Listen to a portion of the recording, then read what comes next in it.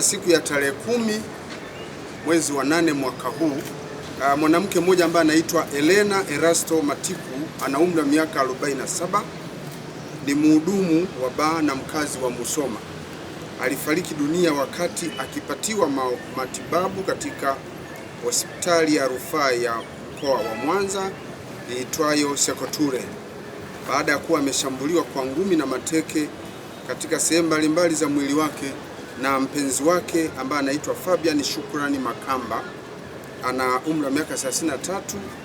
Kazi yake ni mvuvi na mkazi wa eneo linaitwa Kigeretuma huko wilaya ya Musoma vijijini. Mwanamke huyo alishambuliwa tarehe 5 mwezi wa 8 mwaka huu majira ya usiku katika kisiwa cha Kunene kilichopo katika kijiji cha Busumba wilaya ya Ukerewe katika nyumba ya kulala wageni iitwayo City na mtuhumiwa Fabian Shukrani Makamba. Tukio hili lilitokea baada ya kuzuka kwa ugomvi kati yao uliosababishwa na marehemu kuuza nguo za mpenzi wake huyo baada ya kunyimwa pesa za matumizi. Baada ya kushambuliwa, Elena Erasto Matiku yeye hakutoa taarifa katika kituo cha polisi wala sehemu yote.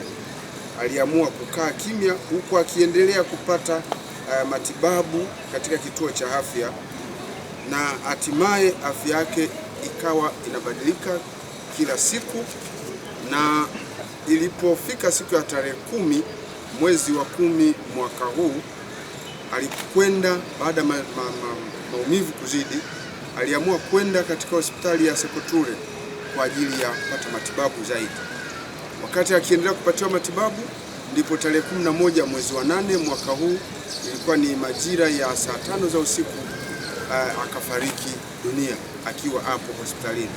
Katika ufuatiliaji wa tukio hilo, mtuhumiwa Fabian Shukrani Makamba naye tulikuja kupokea taarifa kwamba alikuwa amefariki. Ilikuwa ni siku ya tarehe 11 mwezi wa 8 mwaka huu majira ya saa 2:30 za asubuhi, ambapo alikutwa amejinyonga hadi kufa kwa kutumia kamba, na alifanya hivyo kwa kukwepa mkono wa sheria baada ya kugundua kuwa mpenzi wake amefariki dunia kutokana na kipigo alichompa siku hiyo ya tukio.